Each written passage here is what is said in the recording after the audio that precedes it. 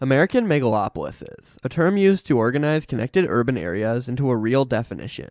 The term was created to describe the continuous urban area from Washington, D.C. to Boston. But as time has gone on, the term has changed. The country has urbanized, with cities expanding towards each other at rates we've never seen before. So suddenly, the term has found a new meaning outside the Northeast.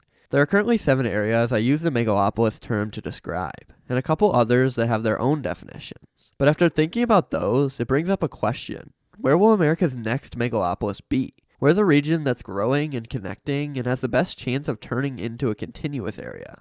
Well, today we'll find that out by going around the country and looking at a few examples.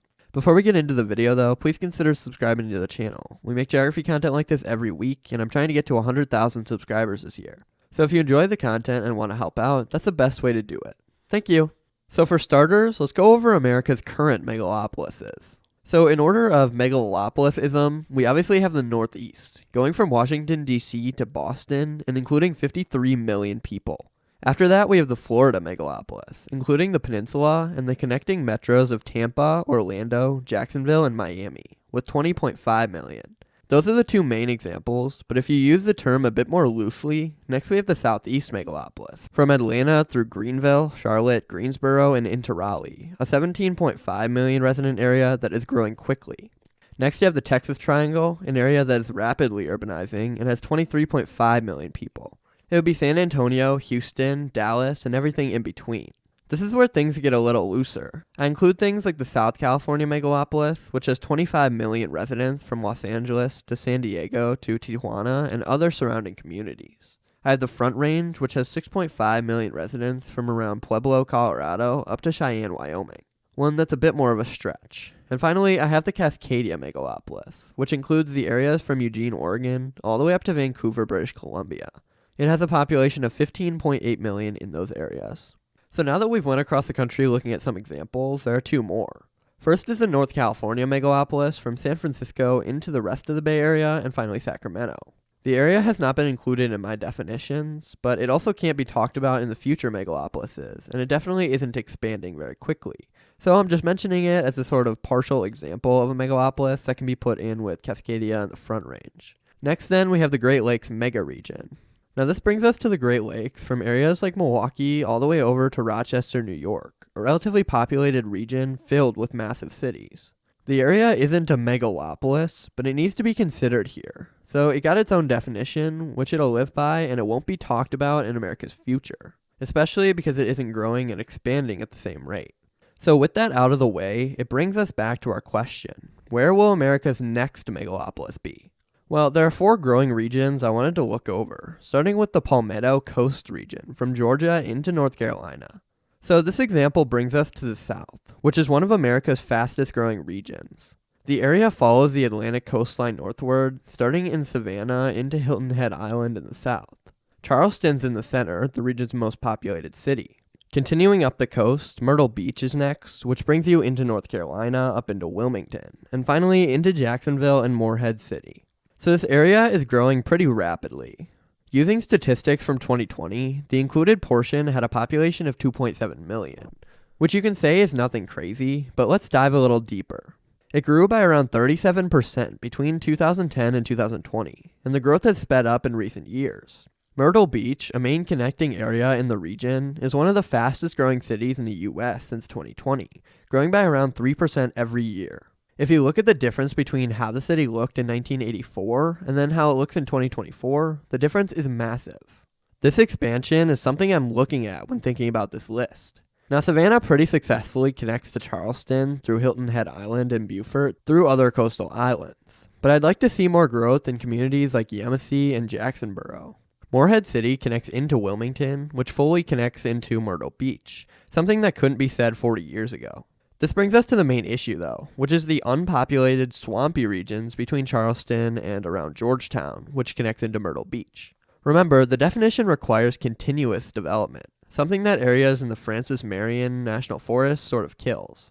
So with that out of the question, there would need to be a major boost in development in areas from St. Stephen's to Georgetown, something I don't see happening in the next 40 years.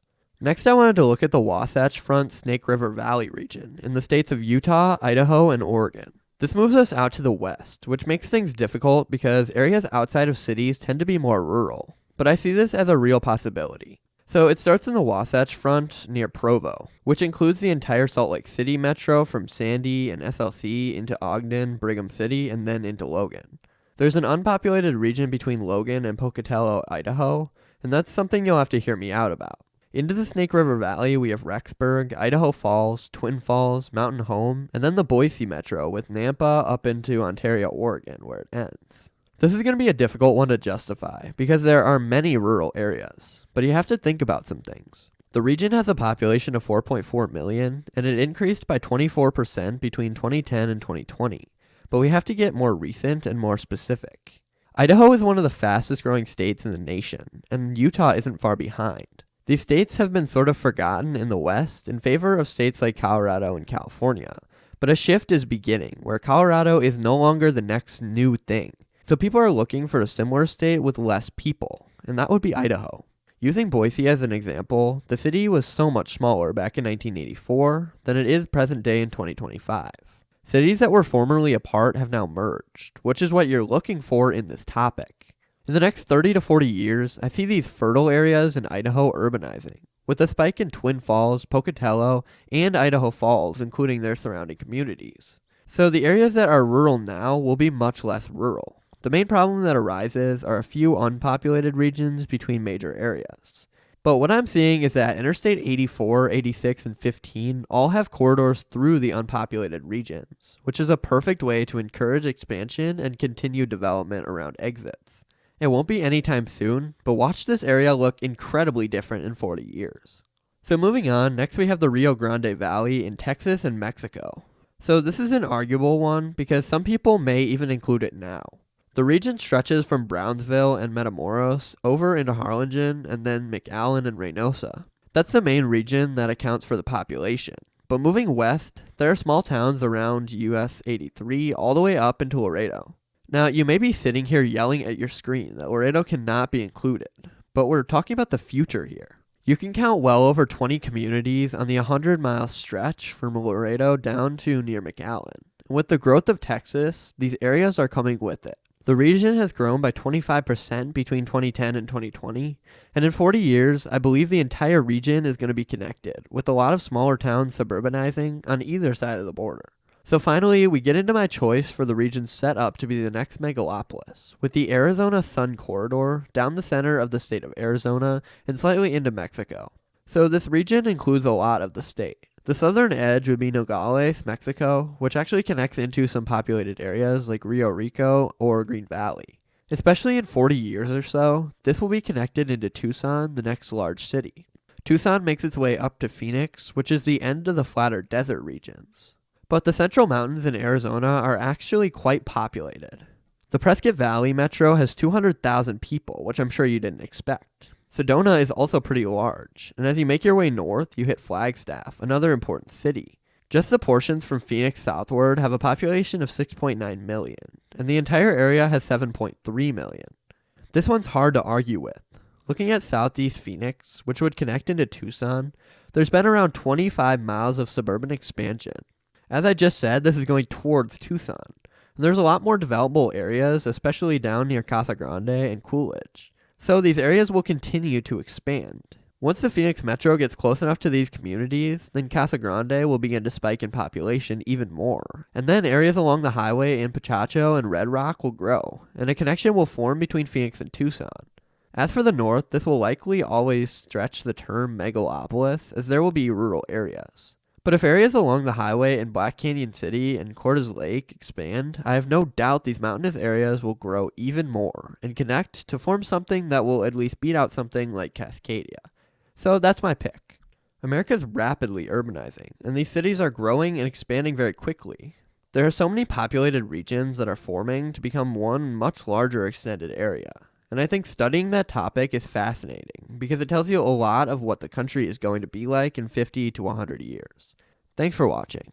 Thank you to the members this week, Richard Howell, Mick Kastner, DeCarthea, Stephen Phillips, CJ Brake, Big Pasty, Resident Contrarian, Hazev the Wolf, Bunny, Hono Shukin, Brock Sanders, Steve Priestman, SB Wilder, Florida Jake, Third JC17, Alex Williams, Mikita Martinoff, Kurt Ainsley, Jerome McCall, KMS162, JL, Bryson, Rosebud 4, Darkbird, Wolfling73, Snyderschwein, Benjamin Whiting, and Ryan Devens. I appreciate you all so much. I started City Skylines content on this channel for members only, so if you want to become a member and watch that series as it comes out, the link is down in the description below, or just click the join button.